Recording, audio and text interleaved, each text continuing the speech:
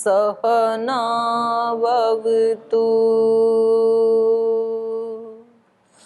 सहनौ भुनक्तु सह वीर्यं करवावहै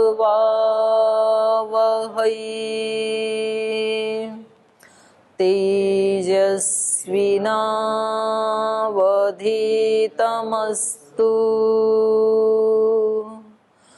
मा विद्विषावहै।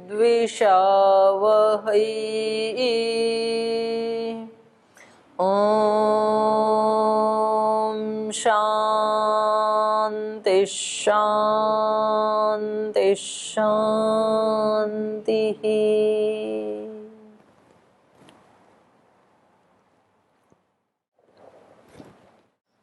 जी, तो कल प्रसंग चल रहा था प्राण के बारे में।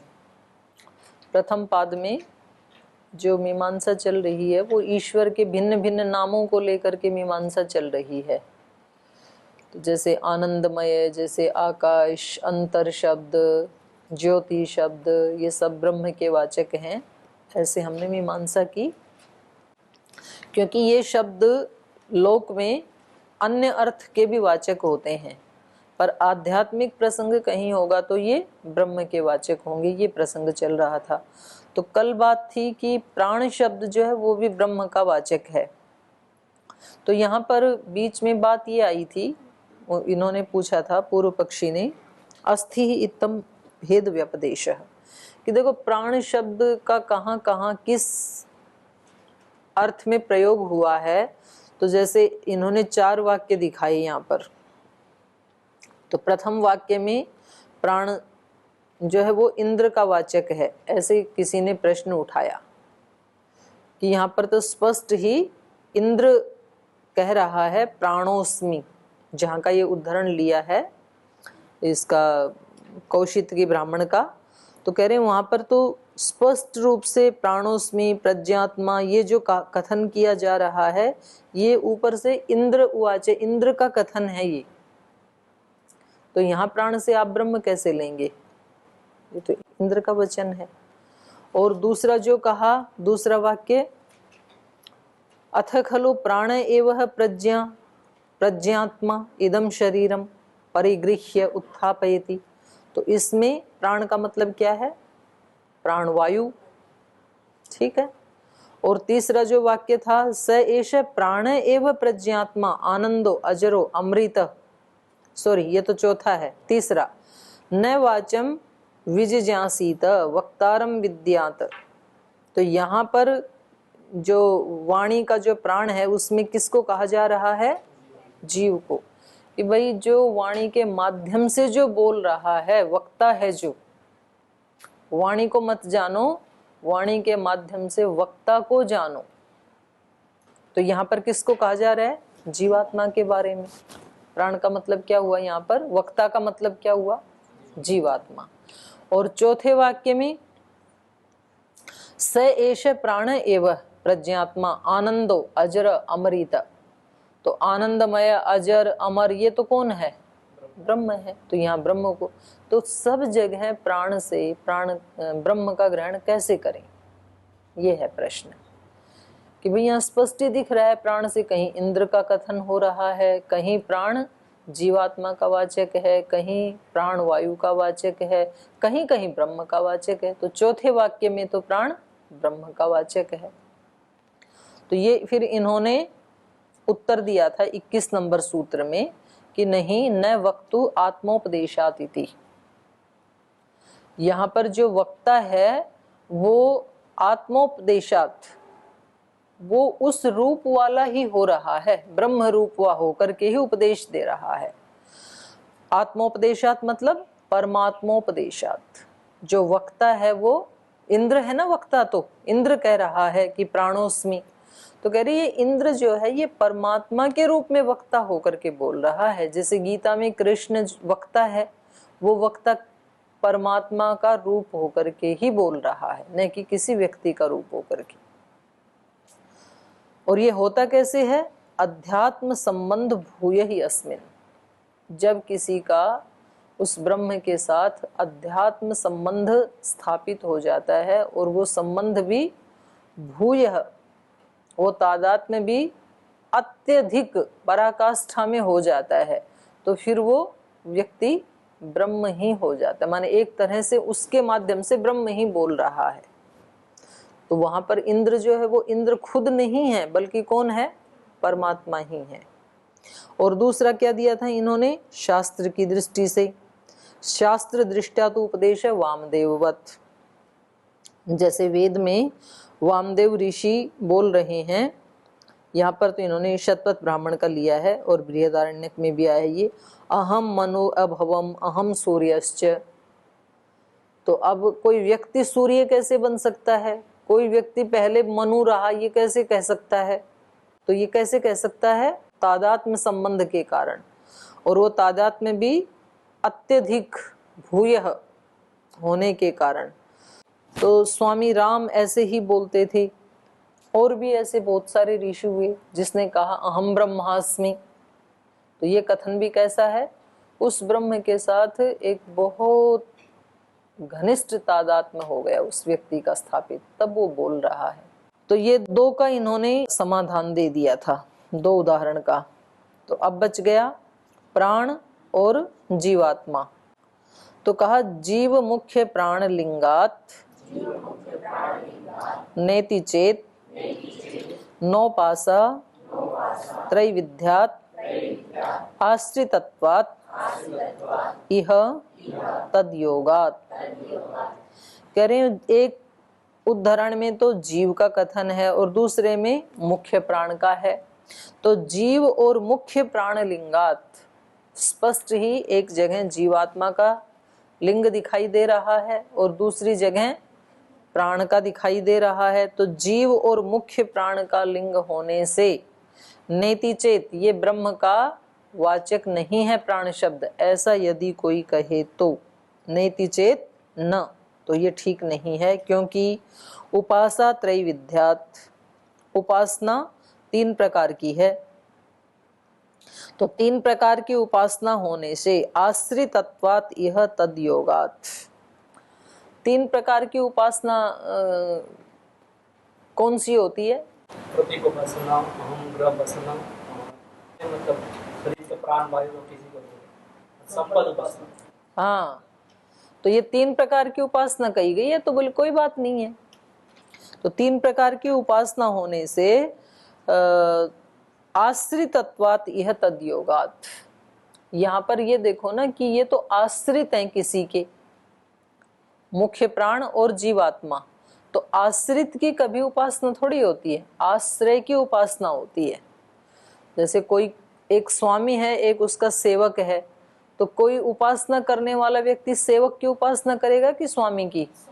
स्वामी की करेगा। सेवक की कौन उपासना करेगा? तो ये मुख्य प्राण और ये जीव भी तो उसके आश्रित हैं। तो जब उपासना करनी होगी किसी को, तो वो मुख्य प्राण की या जीव की उपासना थोड़ी करेगा, उपासना करने वाला है जीव, तो वो आश्रय की उपासना करेगा, न कि आश्रित की। तो देखिए इसमें भाष्य देखते हैं, मतलब ये दोनों ही जो है ना, प्राण और जीव, तो ये दोनों ही ब्रह्म के आश्रित हैं।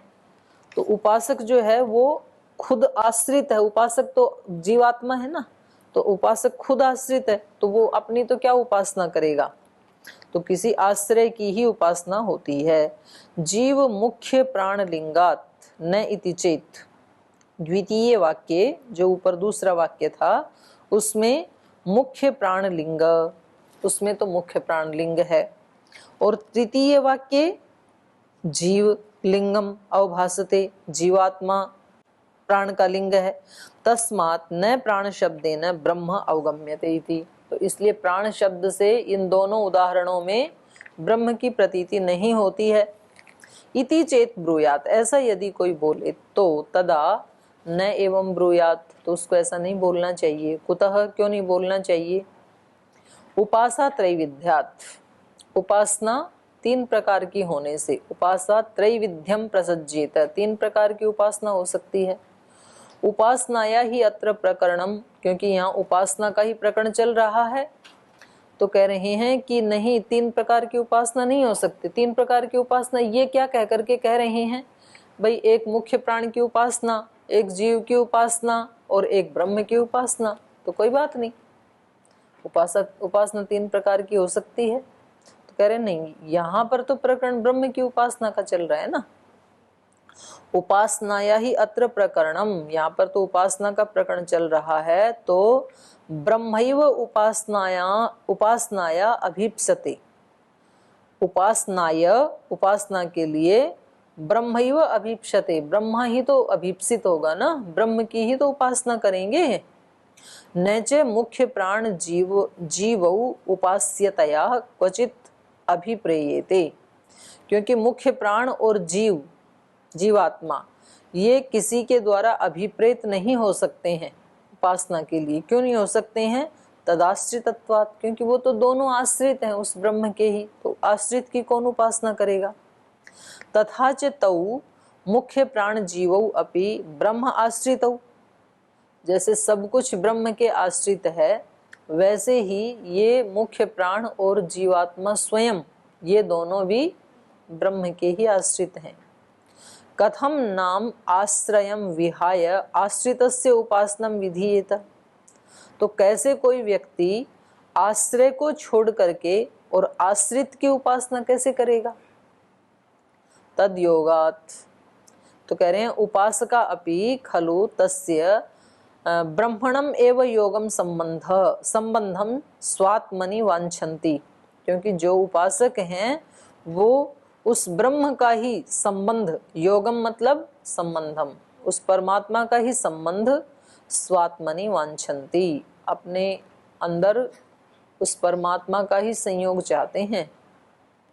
कोई जीवात्मा अपने साथ संयोग नहीं करना चाहता, बल्कि ब्रह्म के साथ, क्योंकि वो खुद तो है ही जीवात्मा, तो अपने साथ तो क्या योग करेगा, वो तो स्वयं है ही, वो उसका स्वरूप। तो वो अपने से किसी महान शक्ति के साथ उपासना के समय योग करना चाहता है। स्वात्मनि वांछन्ति योग संबंधम दर्शनम अभिलषन्ति, और वो उसी ब्रह्म के ही दर्शन की अभिलाषा रखता है। इति हेतु, इस कारण से, इति हेतुश्च प्राण शब्दों अत्र ब्रह्म अभिधायक एव, इसलिए जो 2 उदाहरण हैं, दूसरा तीसरा, उसमें भी प्राण शब्द ब्रह्म का ही वाचक है, क्योंकि उसमें उपासना का विषय चल रहा है। और उपासना कभी भी कोई उपासक आश्रित की नहीं करता, आश्रय की करता है। और मुख्य प्राण और जीवात्मा का आश्रय कौन है? ब्रह्म। समझ में आ गया। एवं कृत्वा ही चतुर्थे वाक्ये अस्य उपसंहारो अपि विद्यते, और कह रहे हैं इसीलिए 3 वाक्य ऊपर बोले और चौथे में उपसंहार करते हुए ब्रह्म का विधान कर दिया। तो इसीलिए तो किया कि कंफ्यूजन ना हो, क्योंकि लास्ट में जो कहा है उससे ही ऊपर वाले तीनों का भी ग्रहण होगा। एवं कृत्वा ही चतुर्थे वाक्ये अस्य उपसंहारे अपि विद्यते स एष प्राण एव प्रज्ञात्मा आनंदो अजरो मृत। कह रहे हैं इसीलिए तो उपसंहार करते हुए चौथे वाक्य में स्पष्ट रूप से ही कह दिया कि एष प्राण एव, ये जो प्राण है ये प्राण ही प्रज्ञात्मा, यही ज्ञान स्वरूप है, आनंद अजर अमर, ज्ञस्तु जीवस चेतनत्वात्। कह रहे हैं ज्ञ तो जीव भी हो सकता है चेतन होने से, लेकिन प्रज्ञ एव आत्मा प्रज्ञात्मा, ये जो जीवात्मा ये ज्ञ तो हो सकता है, थोड़ा ज्ञान तो है इसके पास, लेकिन प्रज्ञ नहीं हो सकता है, क्योंकि यहाँ पर उदाहरण में क्या कहा है? प्रज्ञात्मा, एष प्राण एव प्रज्ञात्मा, प्रकृष्ट ज्ञानी। तो प्राज्ञ तो ईश्वर ही हो सकता है, प्रकृष्ट ज्ञान तो उसी में हो सकता है। और सच आनंद, वो परमात्मा क्या है? आनंद। आनंद मतलब आनंद स्वरूप, उसका स्वरूप ही क्या है? आनंद स्वरूप है। जो जिसका स्वरूप होता है ना, उसमें फिर कोई दूसरी चीज मिक्सअप नहीं हो सकती। हम जीवों के अंदर जो आनंद है वो तो संसर्ग से आया हुआ है, हमारा अपना स्वरूप नहीं है वो। जैसे संसर्ग से पानी में भी अग्नि आ जाती है तो पानी गर्म हो जाता है, लोहे में भी अग्नि आ जाती है तो लोहा गर्म हो जाता है। मिट्टी में भी अग्नि लगाए तो रेत गर्म हो जाता है गर्मी के काल में, लेकिन उनका अपना स्वरूप क्या है?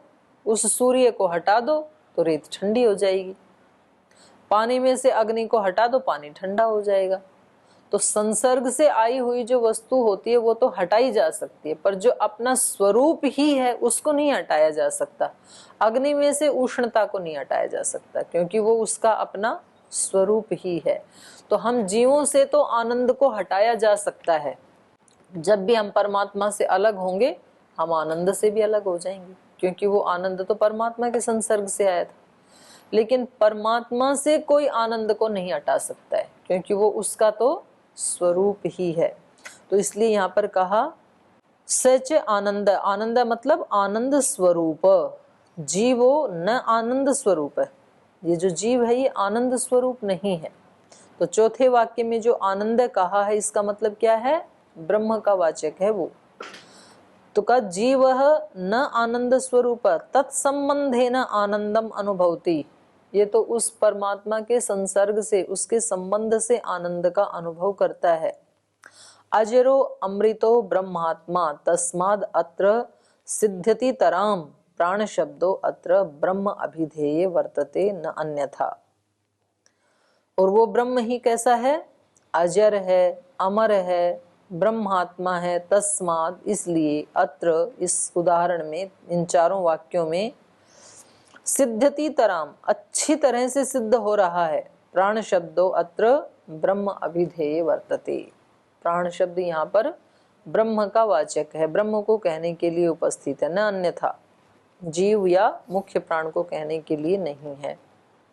तथा च अत्र वेदानुसारेण अपि भाव्यम, और कह रहे हैं वेद के अनुसार भी यहाँ पर प्राण शब्द से ब्रह्म का ही कथन होना चाहिए। वेदे खलु उपासनायाम प्राण शब्देन ब्रह्मैव अभीप्सते, वेद में भी उपासना के प्रसंग में प्राण शब्द से ब्रह्म की ही अभीप्सा की जाती है, उसी को चाहा जाता है। तो ये अथर्ववेद का मंत्र दे रहे हैं। वेद में कहाँ ऐसे कहा? तो कह रहे हैं कि देखो अथर्ववेद में कहा है प्राणाय नमो यस्य सर्वमिदं वशे, उस प्राण को हमारा प्रणाम है जिसके वश में ये सब कुछ है। तो यहाँ प्राण का मतलब क्या हुआ? ब्रह्म, परमात्मा, उसी के वश में है सब कुछ। इस जीवात्मा के वश में तो कुछ भी नहीं है। इस शरीर में जो श्वसन क्रिया मुख्य प्राण है उसके वश में तो ये सारा सब कुछ है नहीं, उसके वश में तो अपना आपा भी नहीं है। तो इसके वश में है, परमात्मा के वश में। इस प्राण के वश में तो अपने शरीर का भी यदि सब कुछ होवे तो वो कभी भी शरीर को रोगी ना होने दे, कभी भी शरीर को दुखी ना होने दे, पर वो इसके वश में तो है नहीं। तो बाहर से तो कोई इसको रोगी कर सकता है, तो प्राण क्या करेगा फिर? इसको दुखी कर सकता है कोई व्यक्ति। तो ये इस प्राण के लिए कथन नहीं है, बल्कि किसके लिए कथन है? ब्रह्म के लिए। प्राणाय नमो यस्य सर्वम इदं वशे यो भूतः सर्वस्य ईश्वर, जो भूत मात्र का, प्राणी मात्र का, सबका ईश्वर है, स्वामी है। यस्मिन् सर्वम प्रतिष्ठितम, जिसमें ये सब कुछ प्रतिष्ठित है। तो यहाँ पर प्राण से क्या लिया? वेद में भी ब्रह्म का ही कथन हुआ। तो ये यहाँ तक क्या सुनिश्चित हो गया कि जहाँ कहीं भी आध्यात्मिक ग्रंथों में आध्यात्मिक चर्चा चल रही होगी तो वहाँ प्राण शब्द से किसका ग्रहण किया जाएगा? ब्रह्म का ही ग्रहण किया जाएगा। तो अभी तक कितने नामों की मीमांसा होगी? प्रथम पाद में सबसे पहले आनंदमय, फिर अंतर शब्द अंतर, फिर आकाश, फिर ज्योति, प्राण नहीं, पहले ज्योति आ गया ना प्राण से पहले। अच्छा, पहले प्राण आ गया फिर ज्योति। तो 5 नामों की मीमांसा हो गई। तो एक तरह से ये यहाँ तक पूरा हो गया प्रथम पाद। अब इसमें आचार्य शंकराचार्य जी ने क्या लिखा है उसके ऊपर थोड़ी मीमांसा कर रहे हैं। ये कह रहे हैं इदम सूत्रम, ये जो सूत्र है लास्ट वाला 31 नंबर, शांकर भाष्य द्विधा व्याख्यातम, 2 प्रकार से व्याख्या की है शंकराचार्य जी ने इसकी। तत्र प्रथमम, पहली व्याख्या क्या है? प्रथमम व्याख्यानम जीव मुख्य प्राण लिंगात नेति चेत, नौपासा त्रैविध्यात् इत्यत्र एव सति त्रिविधम उपासनम प्रसज्जेत। जीवोपासनम, मुख्य प्राणोपासनम, ब्रह्मोपासनम चैति। कह रहे हैं शंकराचार्य जी ने इस सूत्र की दो प्रकार से व्याख्या की है। तो पहली व्याख्या क्या है कि यदि कोई व्यक्ति ये कहे यहाँ पर कि भाई इन चार उदाहरणों में जो द्वितीय और तृतीय वाक्य है उसमें तो मुख्य प्राण की और जीवात्मा की चर्चा है, तो उसको ऐसा नहीं सोचना चाहिए। मतलब वो ही अर्थ किया है जो ब्रह्म मुनि जी ने किया है। इन्होंने भी पहला जो व्याख्या उसमें जीव मुख्य प्राण लिंगात नेति चेत, अगर कोई ऐसा कहे कि जीव और मुख्य प्राण से ब्रह्म का ग्रहण नहीं होगा तो ये ठीक नहीं है। क्यों? उपासा त्रैविध्यात् एवं सति त्रिविधम उपासनम प्रसज्जेत। क्योंकि यदि आप ऐसा अर्थ लेंगे कि दूसरे और तीसरे वाक्य में मुख्य प्राण और जीव का ग्रहण है तो तीन उपासनाएं होने लगेंगी, ऐसी शंकराचार्य जी ने व्याख्या की है। और तीन उपासनाएं होनी नहीं चाहिए, उपासना तो एक ही होती है। उपासा त्रैविध्यात् मतलब दोष दिखाया इन्होंने। अगर आप ऐसा अर्थ लेंगे कि उन तीन वाक्यों में दूसरे तीसरे वाक्य में प्राण का अर्थ क्या है, मुख्य प्राण और जीवात्मा, तो दोष क्या आएगा? उपासा त्रैविध्यात्, तीन प्रकार की उपासना होने लगेगी जो कि नहीं चाहते। त्रिविधम उपासनम प्रसज्जेत, पहली जीवोपासनम, जीव की उपासना होने लगेगी। यदि वहां प्राण अर्थ से जीव लेंगे तो जीव की उपासना होने लगेगी। और मुख्य प्राणोपासनम, तीसरे वाक्य में मुख्य प्राण से मुख्य प्राण की उपासना होने लगेगी। और चौथे वाक्य में ब्रह्म का है तो ब्रह्म की उपासना। तो तीन तीन प्रकार की उपासनाएं होने लगेंगी। ब्रह्मोपासनम चेति नैच एतत् एकस्मिन् वाक्ये अभ्युगन्तुम युक्तम, तो एक ही वाक्य में, क्योंकि इन चारों वाक्यों को मिला के पूरा एक वाक्य बन रहा है, तो कह रहे हैं एक ही वाक्य में तीन प्रकार की उपासनाओं का कथन किया जाए, ये तो नहीं हो सकता है, ये युक्त नहीं है। नैच एतत् एकस्मिन् वाक्ये अभ्युगन्तुम युक्तम उपक्रमोपसंहाराभ्याम ही वाक्य एकत्वम अवगम्यते, ये परिभाषा है। उपक्रम मतलब प्रारंभ करना और उपसंहार मतलब उपसंहार करना। उपक्रमोपसंहाराभ्याम, प्रारंभ और अंत के अक्षर को लेकर के वाक्यैकत्वम अवगम्यते, वाक्य की एकता को कहा जाता है, जाना जाता है। जैसे हम प्रत्याहार भी बनाते हैं तो कैसे बनाते हैं? जैसे हमने अच प्रत्याहार बनाया तो उसमें अ ई उण से अ ले लिया और आई औच से चकार ले लिया, तो फिर बन जाएगा अच। और अगले वाला चकार लेंगे तो दूसरा बन जाएगा प्रत्याहार सूत्र। तो एक आदि का लिया जाता है, एक अंत का लिया जाता है। उपक्रम उपसंहार, उपक्रम उपसंहाराभ्याम वाक्यैकत्वम अवगम्यते, वाक्य की एकता को जाना जाता है। तो कह रहे हैं जब लास्ट में उपसंहार करते समय ब्रह्म के बारे में कहा है तो इसका मतलब है कि पहले भी ब्रह्म के बारे में ही कहा है।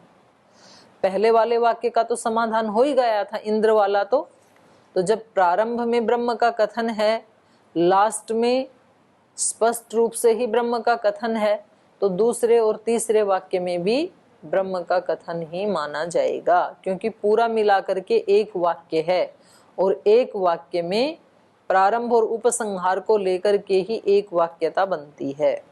उपक्रमोपसंहाराभ्याम ही वाक्यैकत्वम अवगम्यते, द्वितीयम व्याख्या। ये तो पहली व्याख्या हुई इनके सूत्र की। और दूसरी व्याख्या इन्होंने क्या किया? दूसरी व्याख्या अथवा नौपासा त्रैविध्यात्, मतलब ऊपर वाला तो वैसे ही रखा कि द्वितीय तृतीय वाक्य में जीव और मुख्य प्राण का ग्रहण नहीं होगा। प्राण कहने से क्यों नहीं होगा? उपासा त्रैविध्यात् आश्रितत्वात् इह तद्योगात् इति अस्य अयम अन्यो अर्थः न ब्रह्म वाक्ये अपि जीव मुख्य प्राण लिंगम विरुध्यते। यहाँ पर दूसरी व्याख्या कर दी। कह रहे हैं कि चलो ये पूरा एक वाक्य है और इसमें ब्रह्म वाक्य में आप जीव और मुख्य प्राण ये अर्थ भी यदि ले लें तो भी कोई विरोध नहीं है, तो भी कोई दिक्कत नहीं है। क्यों नहीं है? उपासा त्रैविध्यात्, उपासना 3 प्रकार की मान लेंगे हम मान लेंगे जीव की भी उपासना, ब्रह्म की भी उपासना, प्राण की भी उपासना। ये दूसरा अर्थ कर दिया इन्होंने। त्रिविधम इह ब्रह्मोपासनम विवक्षितम, यहाँ पर 3 प्रकार से ब्रह्म की उपासना विवक्षित है। हम चाहते हैं प्राण धर्मेण स्वधर्मेण च, एक में तो प्राण कहने से प्राण की ही उपासना कहना चाहते हैं, और दूसरे में प्राण कहने से स्वधर्मेण, स्व मतलब जीवात्मा, तो जीवात्मा कहना चाहते हैं, और तीसरे में ब्रह्म कहना चाहते हैं। तो हमें ऐसी विवक्षा है तो कोई दोष नहीं आएगा। तो कह रहे हैं अब इसके ऊपर इनको ब्रह्म मुनि जी को आपत्ति है। ये कह रहे हैं अत्र उभयत्र व्याख्यानयो परस्पर विरोधो विद्यते। ये जो इन्होंने खुद ही 2 व्याख्या की हैं, तो इनकी अपनी ही 2 व्याख्याओं में परस्पर विरोध हो रहा है। ऊपर वाले में तो इन्होंने क्या कहा था कि एक ही वाक्य में 3 उपासनाएं नहीं हो सकती हैं, क्योंकि वाक्य के प्रारंभ और उपसंहार से एक वाक्यता देखी जाती है। और यहाँ खुद ही कह रहे हैं कि कोई बात नहीं, 3 प्रकार की उपासना हो जाएगी। तो परस्पर विरोध आ गया ना, अपने ही कथन के दोनों कथनों में परस्पर विरोध है। तो कह रहे हैं पूर्वस्मिन तु, पहले वाले में तो वाक्य में तो कहा न त्रिविध उपासना उपासनम जीवस्य मुख्य प्राणस्य उपासनम भवितुम इति भवति इति अयुक्तम। पहले वाक्य में तो कहा कि जीव की उपासना, मुख्य प्राण की उपासना ये नहीं हो सकती है एक वाक्य में, इति अयुक्तम, अगर कोई ऐसा कहता है तो ये ठीक नहीं है। और फिर उत्तरस्मिन, और अगले ही वाक्य में खुद ही कह रहे हैं त्रिधोपासनम, 3 प्रकार की उपासना हो सकती है, जीवोपासनम मुख्य प्राणोपासनम अपि स्वीकृतम। अगले वाक्य में जीव और मुख्य प्राण की उपासना भी स्वीकार कर ली। तो ये तो परस्पर विरुद्ध हो गया ना। तो एवं सूत्रस्य अर्थः सांशयिकः, तो इस प्रकार से इनके सूत्र का अर्थ क्या दिखा रहा है? संशय को दिखा रहा है। अभी इनके मन में संशय है